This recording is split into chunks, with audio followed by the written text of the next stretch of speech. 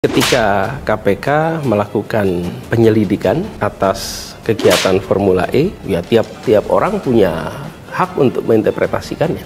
Perkara ini betul-betul perkara hukum sepintas, memang tidak ada masalah. Tapi setelah didalami lebih jauh, ada hal-hal yang perlu dicermati. Tahun 2020 sudah diaudit oleh BPK, 2021 diaudit lagi oleh BPK, 2022 diaudit lagi oleh BPK. Tidak ditemukan ada masalah. Badan Pemeriksa Keuangan hasil auditnya menemukan sejumlah masalah soal dana pembayaran Formula E tersebut. Sudah ada bukti-bukti permulaan yang cukup, sudah terbukti ada cukup peristiwa, tinggal lagi melihat bagaimana nanti siapa yang bertanggung jawab. Tapi kalau sekedar mengatakan, belum tentu yang dikatakan itu faktual. Apa yang saya sampaikan bukan asumsi, itu satu. Berdasarkan fakta yang saya baca dari KPK. Jadi, kalau fakta yang saya baca dari KPK dan KPK, kronologis itu didapat dari hasil pemeriksaan saksi-saksi. Pak Gubernur Anies Baswedan ini adalah gubernur yang amatiran. Karena beliau ini tidak paham proses penganggaran dengan baik. Tanpa konfirmasi kita, dia langsung berbuat sendiri. Itu saya tanya, kok jadi ribut mau dipanggil KPK. Nah, KPK-nya tuh begini, Pak, kami ini serba susah. Setiap kami mempersoalkan formula, lalu dituduh mau menjegal Anies, padahal nggak ada urusannya ini dengan Anies. Ini temuan BPK. Jangan sampai ada dongeng yang lain gitu. Wong ini adalah institusi penegak hukum ya. Tapi itu nanti akan terbukti tidaknya pada saat nanti KPK menaikkan dari penyelidikan ke penyidikan. Strategi Anies Baswedan berlindung di belakang fans over fanatik sampai Mahfud MD dapatkan curhatan dari KPK. Mas Anies, Anda korupsi nggak di Formula E? Jawaban Anda apa? Tidak ada korupsi. Saya tidak melakukan korupsi. Kalau sampai ini menjadi temuan BPK yang itu saya rasa udah menjadi temuan yang relatif valid, dan ini menurut saya modus baru ya di dalam korupsi. Gitu loh. Cuma yang saya tegaskan kepada KPK satu, KPK kalau Anda mau menindak ketua partai, menteri atau siapapun, jangan pertimbangan politik. Kalau hukum. Kalau Anda tanya ke saya, Pak, ini ada kasus ini mau ditindak Anda. Loh, kalau saya bilang enggak boleh, nanti jadi fitnah. Saya melindungi orang. Kalau saya bilang boleh, jadi fitnah, saya menjerumuskan orang. Saya bilang pokoknya kalau hukum tegakkan tanpa pertimbangan politik, enggak usah tanya ke pemerintah. Itu kata saya kepada KPK. Supaya masyarakat tidak lagi curiga, seolah-olah kami ini mengkriminalisasi seseorang. Bila memiliki dasar untuk melakukan pemanggilan, ya lakukan pemanggilan. Bila tidak ada dasar untuk melakukan pemanggilan, jangan sampai ada dongeng yang lain gitu. Sepintas memang tidak ada masalah. Tapi setelah didalami lebih jauh, berdasarkan fakta yang tersaji, berdasarkan pengetahuan yang saya miliki, ada hal-hal yang perlu dicermati. Tapi itu nanti akan terbukti tidaknya pada saat nanti KPK menaikkan dari penyelidikan ke penyidikan.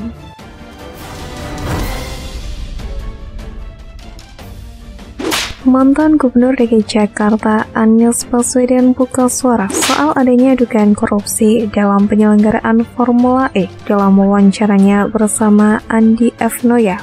Becapres Partai Nasdem itu menjawab berbagai pertanyaan terkait benar tidaknya korupsi dalam ajang balap mobil listrik dan juga keterkaitannya.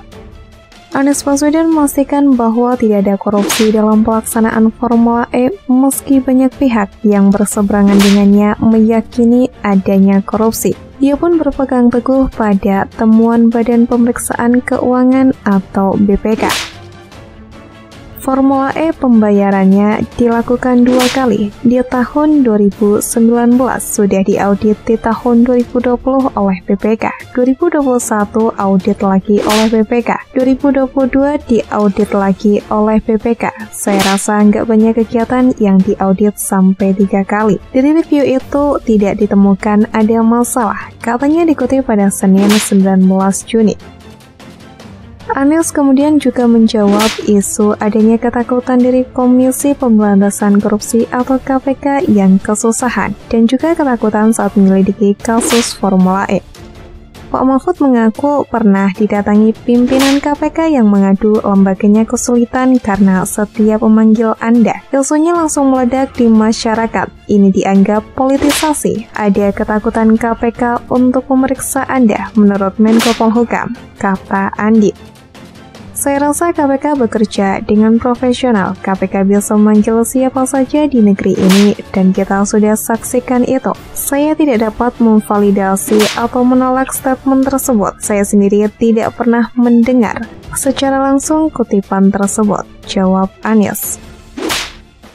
Tidak hanya itu, Andi lantas membeberkan adanya teori terkait mandeknya kasus Formula E di KPK. Salah satu alasannya yang dipercaya, kasus KPK mandek karena masih ada loyalis Novel Baswedan, penyelidik KPK yang notabene masih kerabat Anies Baswedan. Mendengar pernyataan itu, Anies Baswedan sempat terkekeh sebentar. Kemudian mantan Mendikbud tersebut mengungkapkan perlindungan terbesarnya ketika menjadi pejabat pemerintahan.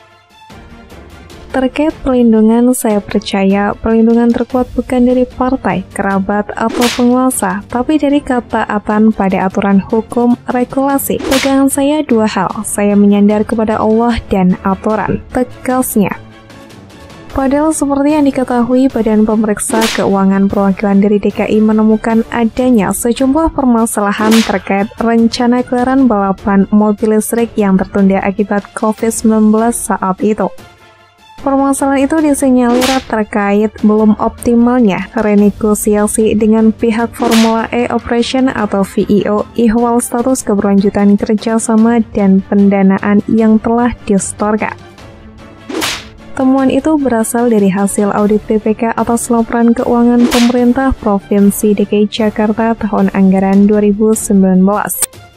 BPK mencatat Pemprov DKI Jakarta telah membayar 984,31 miliar kepada VEO terkait komitmen fee rencana musim penyelenggaraan tahun 2019 dan 2020. Pengeluaran tersebut belum termasuk realisasi biaya penyelenggaraan Formula E tahun 2019 yang telah ditalangi PT Jakarta Propertindo atau Perseroda atau Jakpro selaku badan usaha milik daerah atau BUMD yang ditugasi menyelenggarakan gelaran tersebut sebesar 439,2 miliar. Pada saat persiapan penyelenggaraan musim pertama Formula E terjadi pandemi COVID-19, kondisi itu menyebabkan Pemprov DKI melakukan penundaan penyelenggaraan. Atas penundaan tersebut, pihak Jakpro telah melakukan renegosiasi dengan VEO terkait penarikan bank garansi senilai JPP 22 juta atau setara 423 miliar yang telah disetujui oleh pihak VEO. Di sisi lain, BPK juga menilai perhitungan perkiraan dampak ekonomi penyelenggaraan Formula E relatif tidak dapat diyakini kewajarannya. BPK beralasan tidak adanya dokumen formal yang menunjukkan rencangan secara lengkap peran sejumlah pihak yang terlibat terkait gelaran itu beserta anggarannya. Selain penjelasan audit dari BPK, Menko Polhukam Mahfud MD juga pernah mengungkapkan curhatan Ketua KPK Firly Bahuri yang mengeluh karena merasa dicurigai terkait pemanggilan Anies Baswedan di kasus Formula E tersebut. Sejumlah pihak mulai mengkritisi KPK terkait pemanggilan Anies terkait kasus Formula E hingga muncul isu kriminalisasi. Hal itu disampaikan Mahfud terkait isi perbincangannya dengan Denny Indrayana saat itu, di mana diketahui KPK sedang mengusut kasus Formula E. KPK pernah memanggil Anies Baswedan pada September 2022 lalu. Pemanggilan tersebut dikritik sejumlah pihak karena diduga politis. Kembali ke cerita Mahfud MD. Awalnya Mahfud MD mengungkap cerita Firly yang merasa isu pemanggilan Anies itu menjadi ribut hingga muncul tudingan mencegal Anies. Yaitu dalam konteks Anies, saya tanya ke KPK, itu KPK kok ribet aja sih soal Anies itu? Mau dipanggil KPK, benar apa enggak? Saya bilang ke Pak Firly dan Pak Mawarta, kata Mahfud MD. Lalu dia bilang gini, Pak, iya ya Pak, gimana sih masyarakat ini kalau kita mau menindak orang berdasar hukum? Itu orang ribut seakan-akan mau mempolitisir, termasuk yang kasus Anies ini. Ini kan hasil dari BPK. Jadi setiap kami menyebut mau memeriksa, kok ribut seakan-akan kami mau menjegal gitu, kata Mahfud MD menceritakan penjelasan Firly. Kepada Mahfud MD, Firly menjelaskan penindakan yang dilakukan KPK berdasarkan fakta hukum, adanya tindak pidana atau tidak, serta tidak ada unsur politis dalam penindakan KPK. Padahal bagi KPK itu hukum ya hukum. Kalau yang dilakukan oleh KPK itu menyelidiki terjadinya peristiwa pidana atau tidak, jadi tidak ada politiknya, katanya menjelaskan. Selanjutnya, Mahfud MD pun berpesan agar penindakan hukum tidak dikaitkan dengan pencapresan seseorang, sebab menurutnya penegakan hukum harus dilakukan secara adil.